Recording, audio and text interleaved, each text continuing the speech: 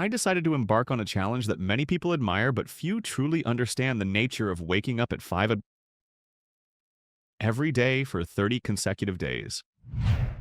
My initial motivation didn't stem from curiosity about the "I became a billionaire by waking up early" videos or the desire to become a productivity superhero, as perpetuated by social media myths.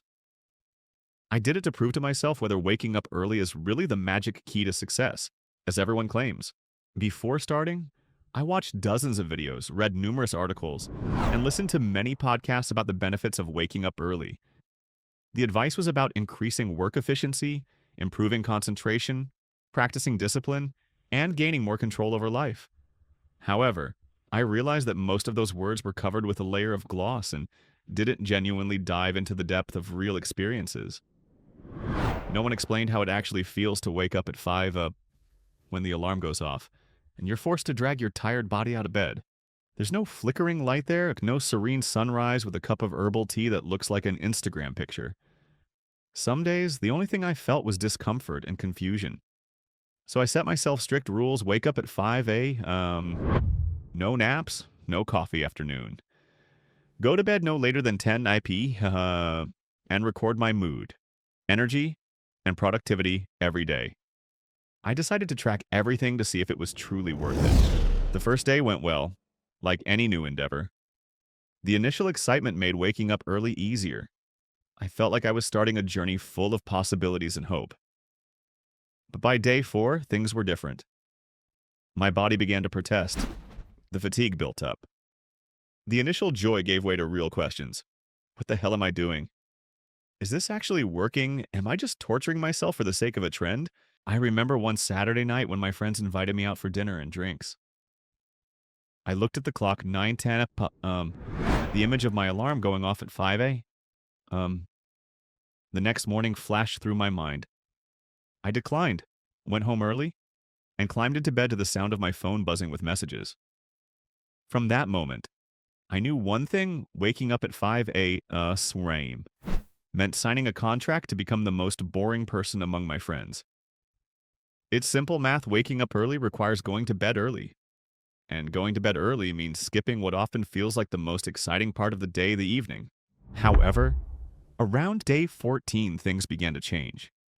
It wasn't that I suddenly felt awake and full of energy at 5 a.m. On the contrary, my brain was still pretty sluggish until around 7. But I began to realize that the real magic wasn't about waking up early, and it was about something much deeper: discipline. Creating a non-negotiable schedule every day up at 5 a.m. in bed by 10 p.m. had inadvertently helped me eliminate those small, mentally draining decisions. No more asking myself, should I watch one more episode? Can I sleep in for 10 more minutes? Those questions no longer existed, and that freed up a significant amount of mental energy for more important things. By the third week, a subtle but powerful change had taken place inside of me. Not the kind of change you immediately feel like a cool breeze on a hot day, but a cumulative one. Like little drops that eventually fill a glass, or the muscles you don't notice growing in the mirror. Until one day you suddenly realize you've transformed. On the 19th morning, I stood in the bathroom brushing my teeth as usual.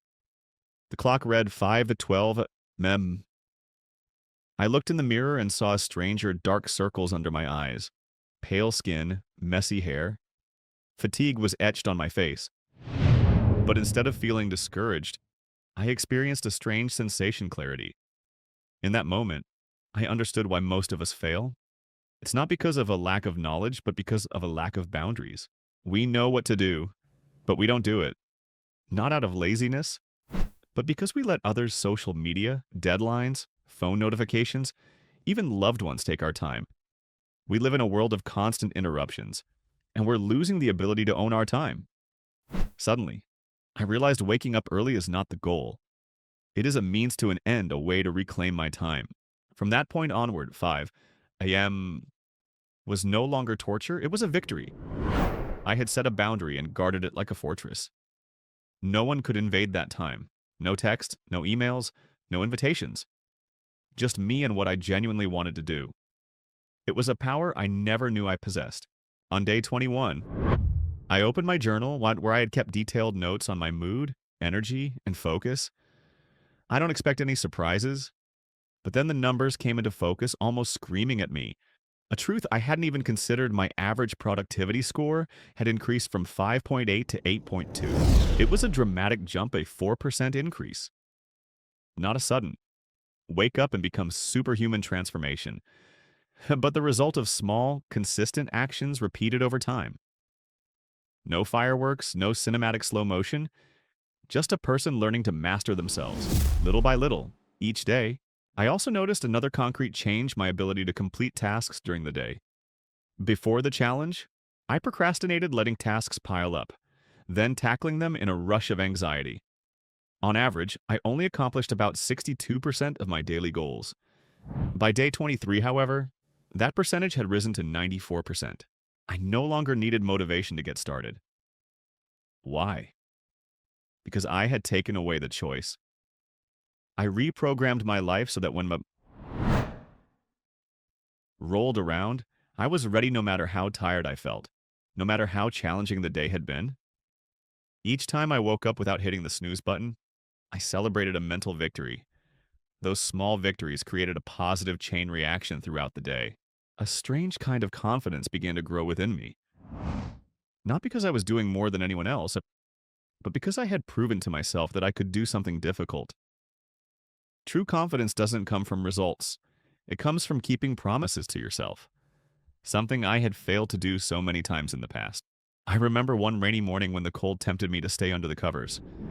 But I got up anyway, chilled, bleary-eyed, but determined. I got out of bed. That small action created a feeling more powerful than any motivational video, the sense that I was living life on purpose. But this journey also confronted me with an inconvenient truth. AM is not the optimal time for everyone. Biology is a factor that cannot be ignored. Some people are natural night owls, us with their peak mental performance in the evening. Asking them to wake up early is like asking a fish to climb a tree, both unreasonable and unkind to themselves. What I learned after 21 days wasn't wake up early to be successful. Instead, it was find your own optimal time frame and protect it at all costs. For me, 5 AM is a time I have complete control over: no distractions, no noise, no external demands.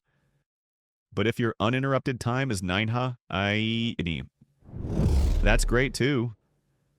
Guard it like a warrior. I realized the true power of the 5 AM club isn't about the hour itself. It stems from eliminating exhausting choices.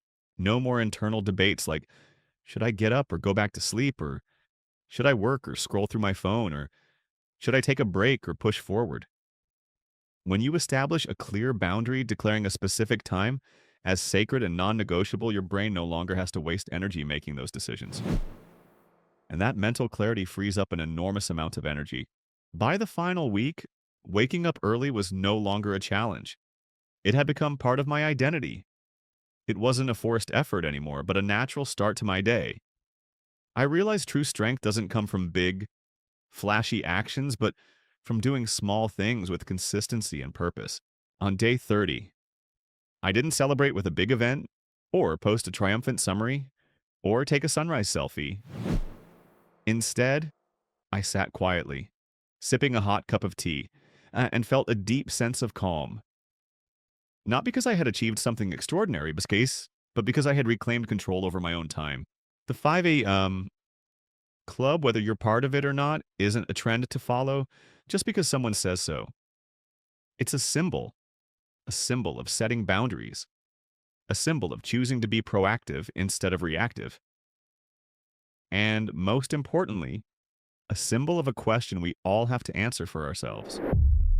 When is your most sacred time? Because if you don't find and protect that time, there will always be something, someone, or some notification ready to take it away from you.